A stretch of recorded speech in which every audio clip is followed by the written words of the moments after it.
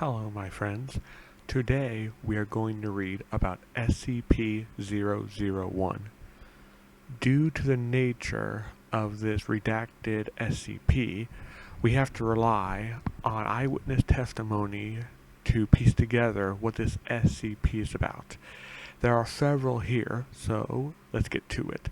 The first one is Jonathan Ball's account called Sheaf of Papers. Let's begin. Jonathan Ball's proposal. Item number SCP-001.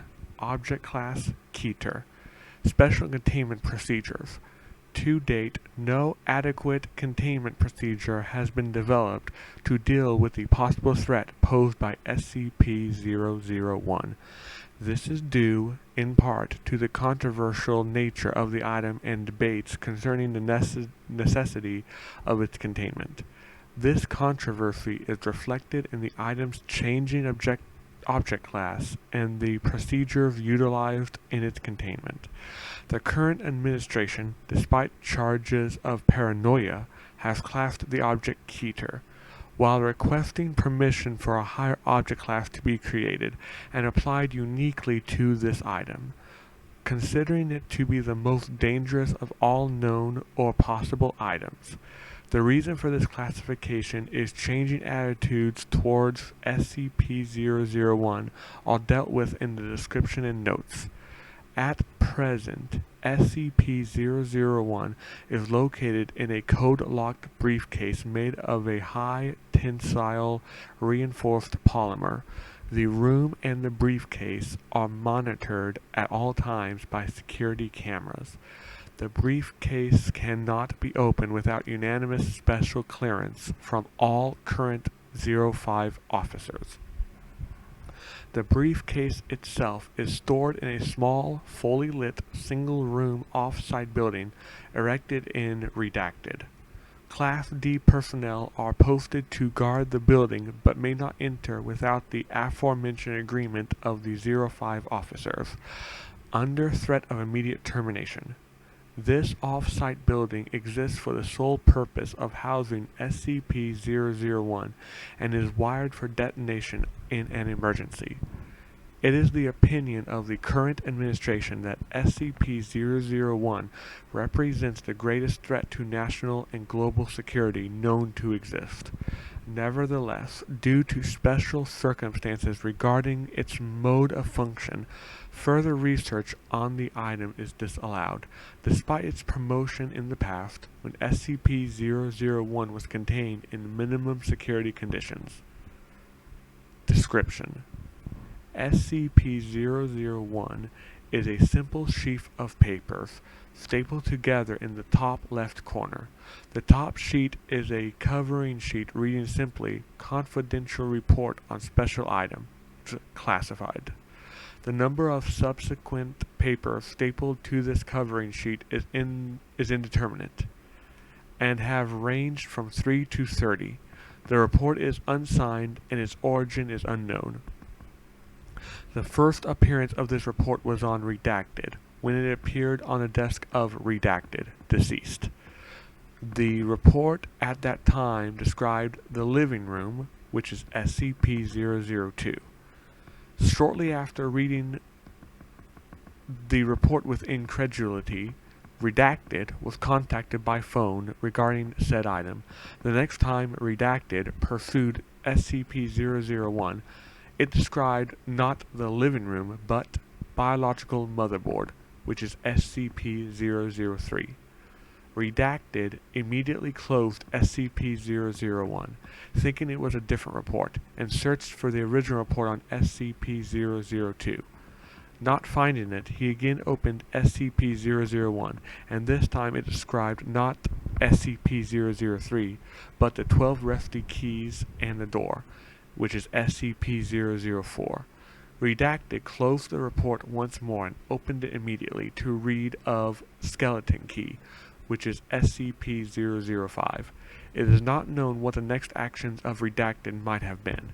At varying times following this incident, the aforementioned items were discovered.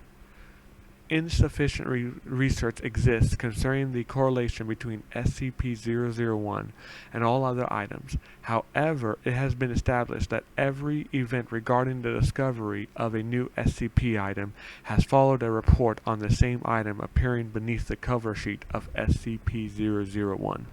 The current administration regards this coincidence as proof of causal connection. Additional notes. Whether SCP-001 is to be regarded as an advanced warning system or whether SCP-001 itself is to be regarded as the creator of the items requiring special containment remains to be seen. However, the distinction is unimportant in the eyes of the current administration. The fact remains, no new SCP items appears unless SCP-001 is opened and read.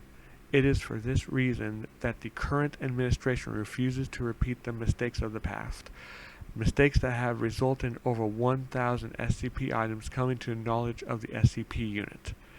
Arguments concerning the non-lethality of SCP-001 itself, its theoretically beneficial use as an SCP warning system, or its use as a progenitor of advanced biological and non-biological weapons have not swayed the current administration, nor have arguments criticizing the extreme containment procedures employed in respect to an item that displays no nefarious qualities and is not animate as such.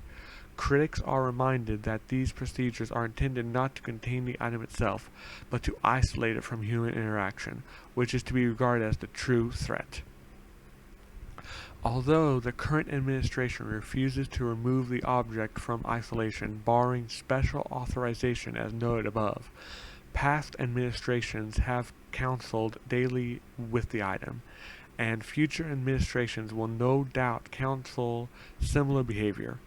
Nevertheless, it is the opinion of the current administration that, barring the destruction of SCP-001, it is to be contained until such a time when responsibility for its containment falls upon future administrations. The next account is from Dr. Gears, entitled The Prototype. Designated item number 864223AR001. Warning. Item displays aggressive and dangerous behavior. Description of item. 6'5" tall, 97 pounds, average, varies by 5 to 10 pounds higher or lower. Unknown age, gray-brown skin, maybe bruising. The eye color is milky blue, no hair.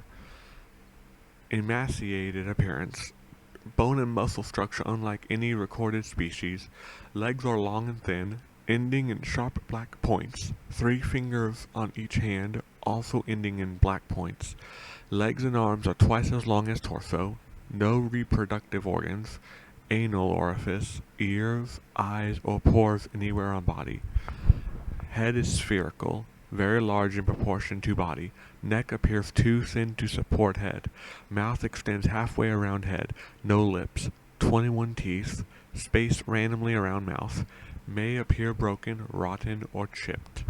Eye is a large, ball-shaped, milky blue sphere, presumably kept in the head or throat.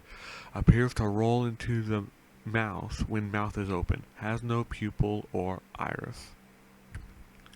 Details on current contaminant.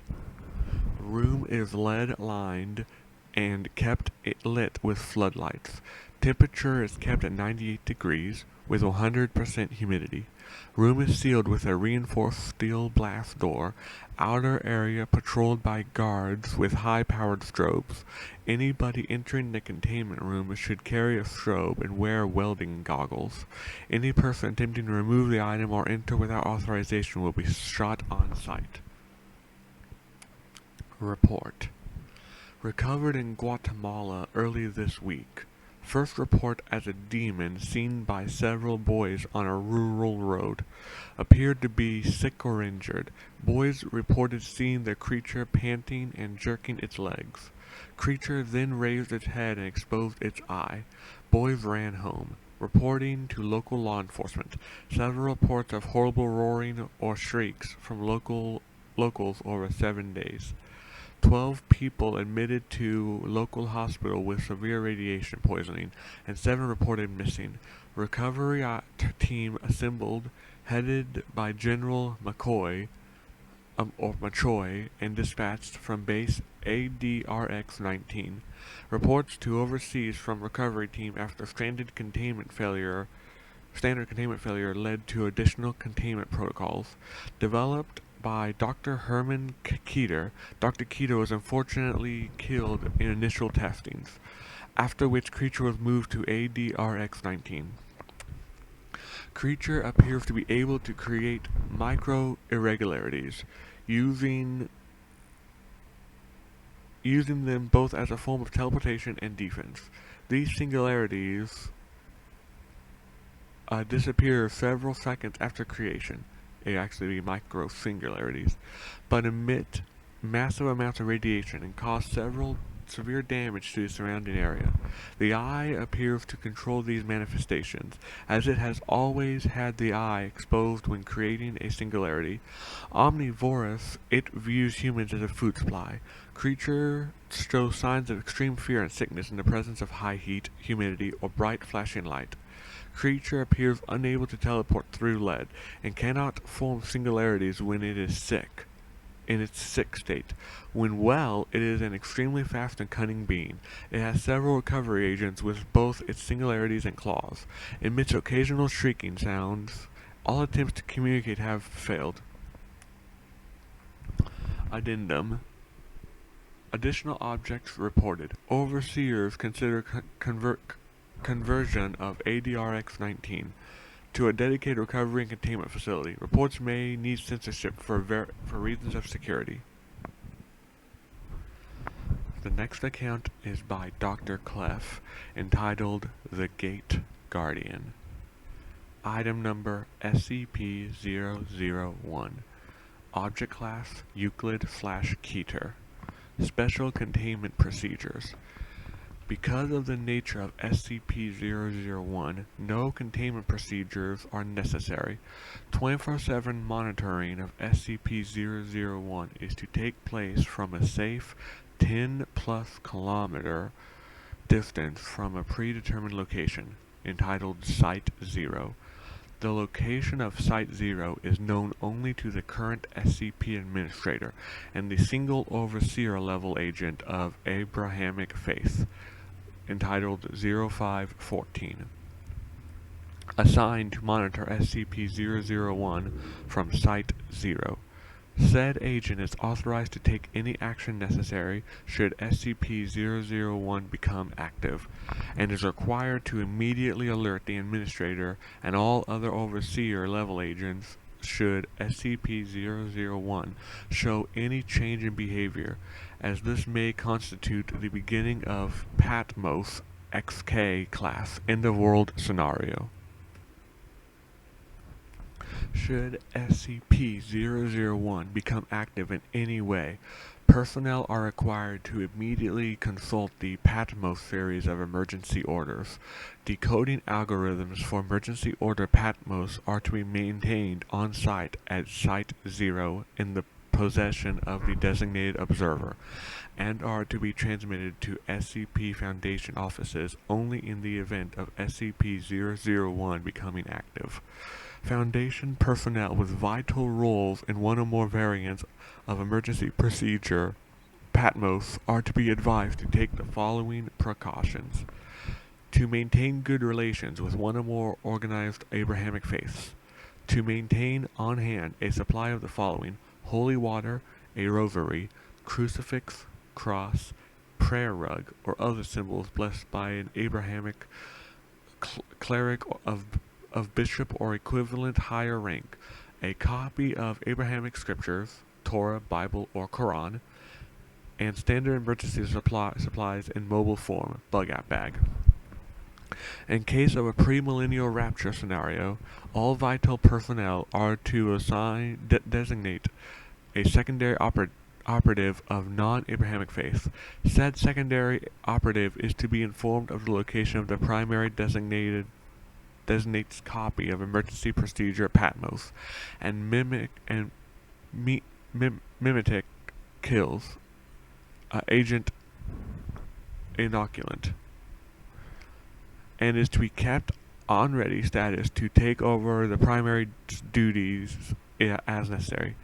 To maintain familiarity with all other SCPs involved in possible Patmos XK class end of the world scenarios. Description: SCP-001 is a humanoid entity, approximately 700 cubits in length, located in an undisclosed location near the intersection of the Tigris and Euphrates rivers. The following features are known about the entity: a number of luminous wing-like appendages emerging from the shoulders, back, temples, ankles, and wrists of the entity.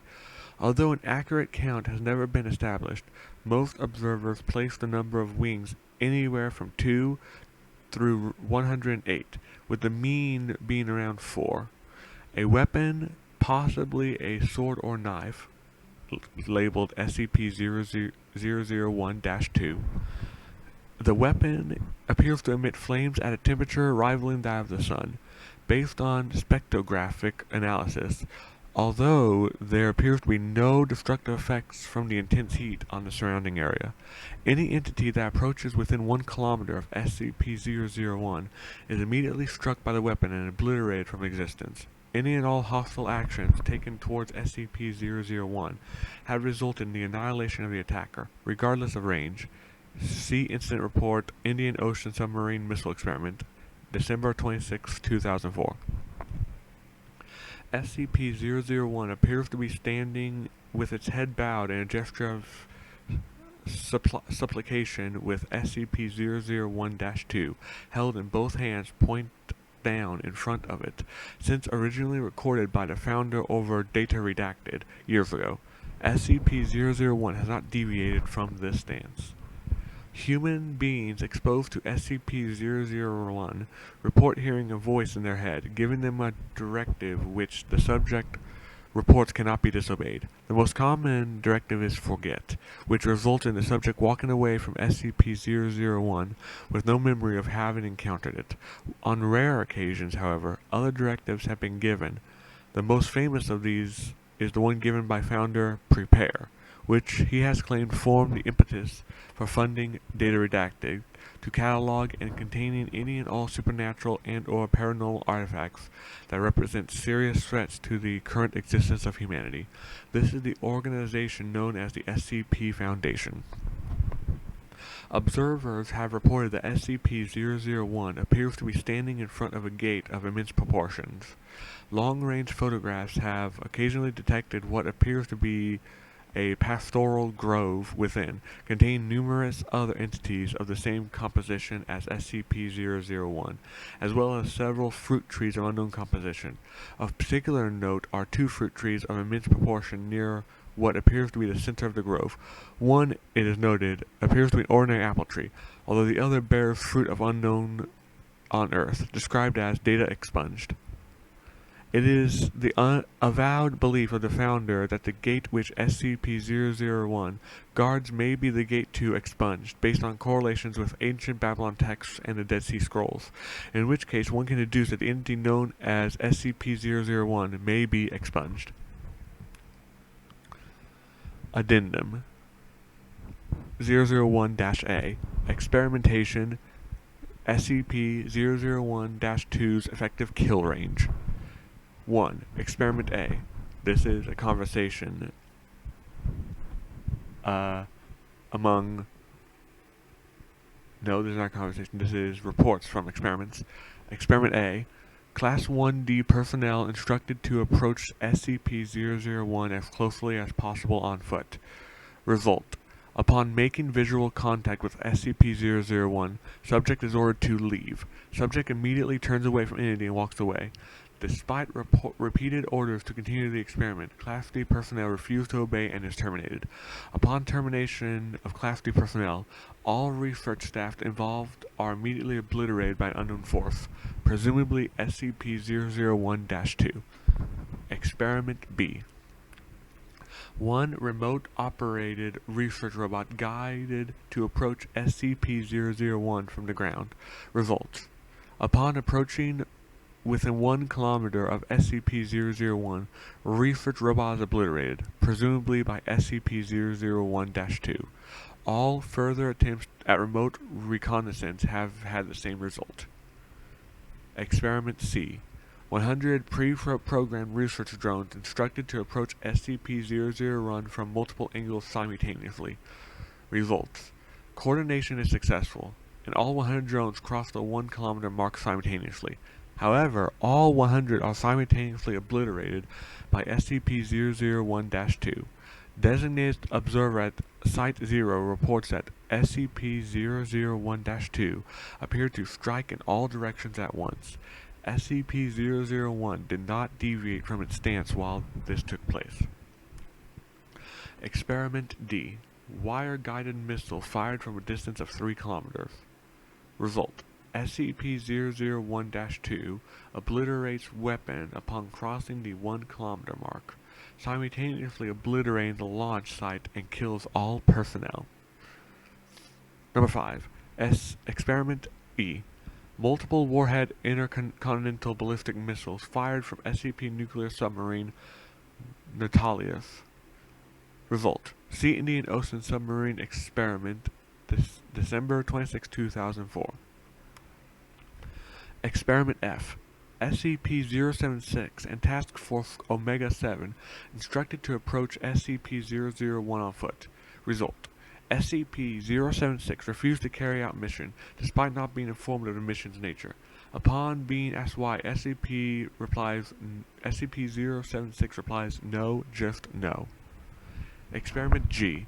SCP-073. Due to the result of Experiment F, SCP-073 was not informed of his destination upon arriving at Site 0. Result. SCP-073 approached the site on foot.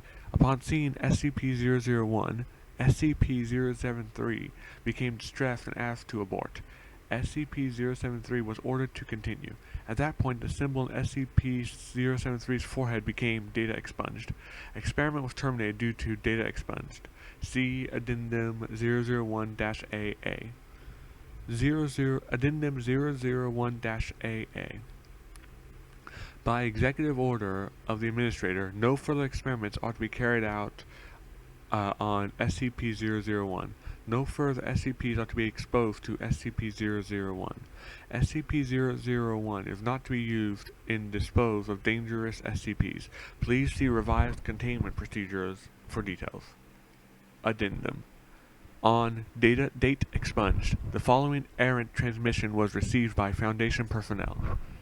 Entitled Initiate Emergency Procedure Patmos Omega.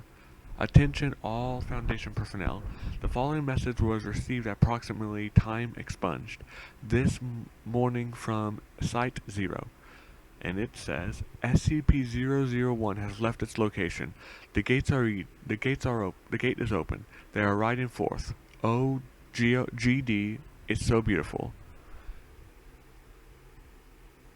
The Lord there is a long message here, like the Lord reigns forever, the Lord is God, the Lord reigns on high, etc.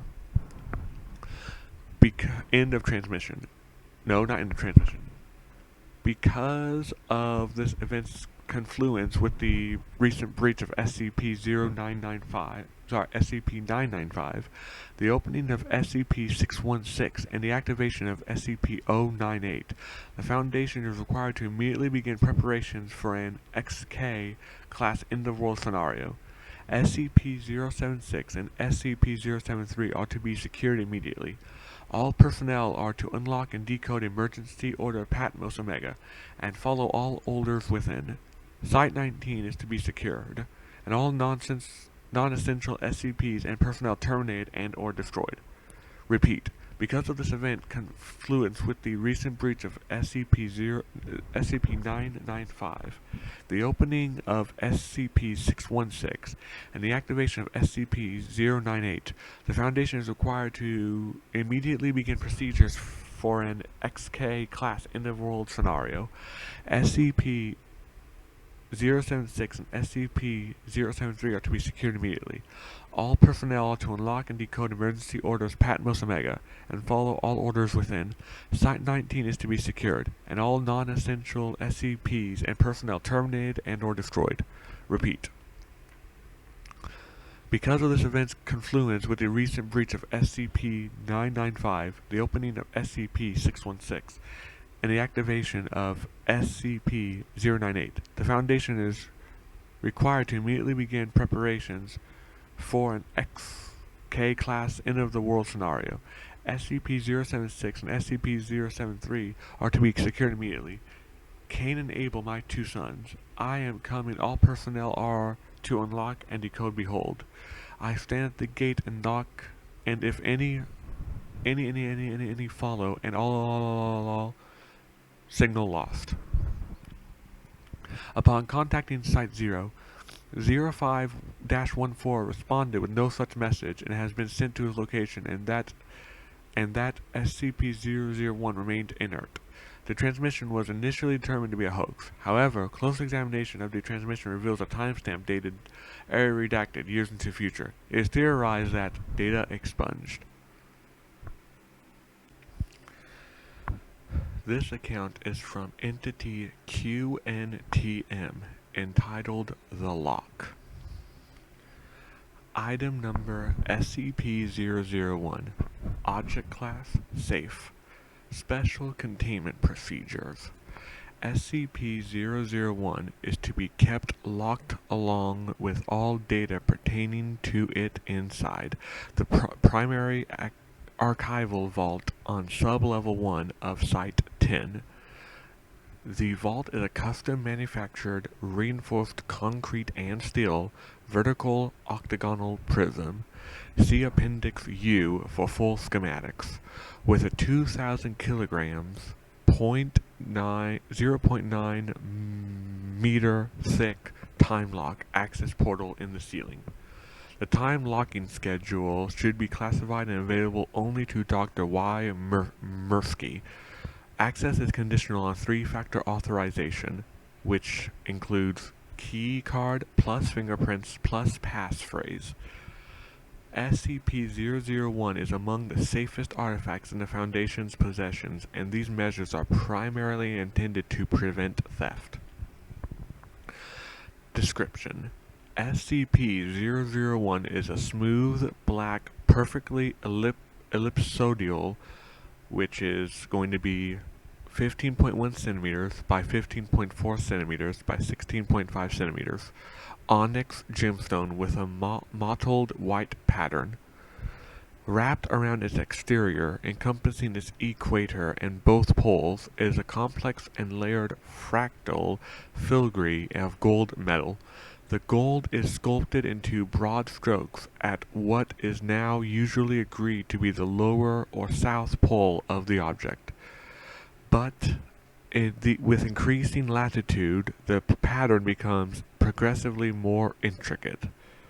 Near the North Pole, also called the lock or singularity, see acquisition report below, the pattern complexity progressed beyond the capability of optical or electron beam microscopes to resolve. Further investigation is pending advances in microscopy technology. The gemstone continuously emits a small quantity, which would be 34.5007 to 34.5010 milliwatts, or microwatts or whatever, W, of thermal radiation in the microwave range. As a result, the gold filigree is warm to the touch. The white mottled area emit fractionally more radiation than the black onyx area. Other than this, SCP-001 is totally inert. It is opaque in all forms of electromagnetic and hard radiation, and, so far, indestructible. See log for Project Pluto below. Its onyx gold composition is guessed from visual inspection, since the taking of samples from chemical analysis has proven impossible. Here is the Project Pluto master log. The following experiments have failed to open SCP-001. Conventional lockpicking. Brute force assault with hammer, chisel, sledgehammer, bolt cutters, wild torch, bandsaw, etc. Sustained heating to 5,000 degrees centigrade in industrial furnace. Artifact reflected all thermal energy, did not increase in temperature. Direct application of industrial laser cutter at 160 kilowatts per square centimeters, concentrated on the lock. Artifact reflected all energy. Compression in vise, car crusher, hydraulic diamond face press, all destroyed. Application of corrosive acids and other highly oxidizing compounds, no reaction. Detonation of plastic and solid explosives up to 0.5 KT TNT equivalent at point blank range, no effect. Detonation of a 15 KT TNT equivalent atomic warhead at point blank range, authorized granted retroactively by Dr. Murkowski, no effect. Dr. Hack says Project Pluto is to immediately be terminated. Dr. Mursky says Project Pluto is ongoing to the full support of Foundation resources. End of Project Pluto Master Log.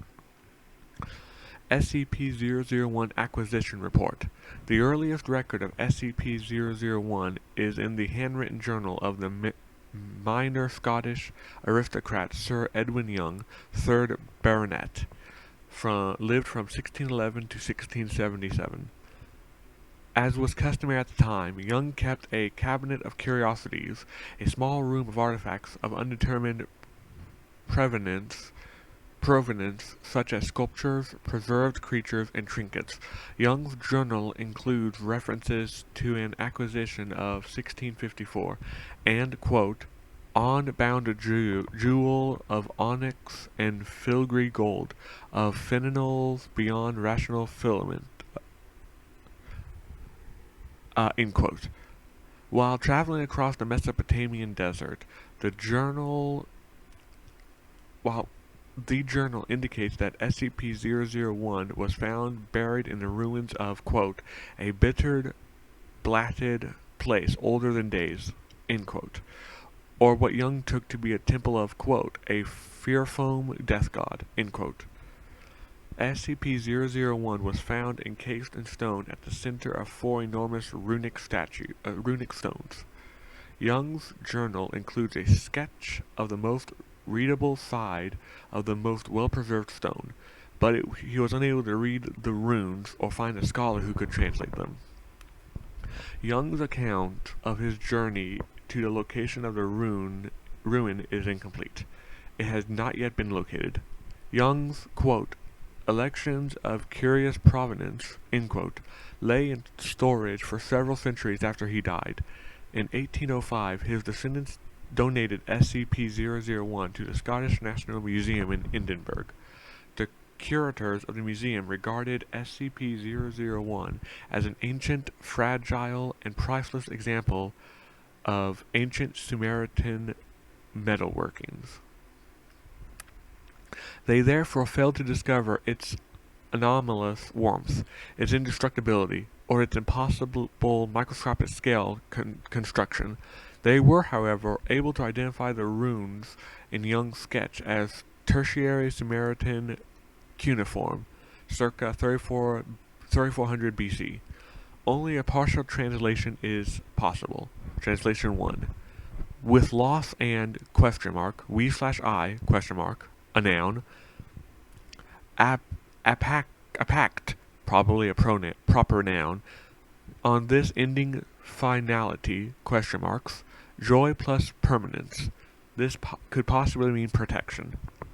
And now, Mr. McCandish, who performed the translation, noted, quote, this appears to be some sort of incantation or spell of containment.